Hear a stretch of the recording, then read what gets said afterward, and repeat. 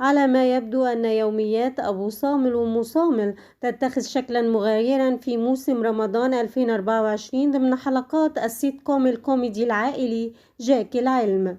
العمل تصدر الترند على إكس المملكة العربية السعودية وسط تفاعل كبير مع شخصية الزوجين، حيث أحبهما الجمهور في برنامج استوديو 24 بعد أن كانت شخصيتهما ضمن فقرة ثابتة بالبرنامج. ومن أكثر الفيديوهات التي تم تداولها من الحلقة قيام أم صامل بجعل أبو صامل يلف السمبوسة، كون الشغالة في منزلهما غادرت في أول يوم من رمضان، وهذا ما أدى إلى حصول هوشة بينهما، وهناك من وقف في صف أبو صامل واستغربوا كيف قبل طلب أم صامل.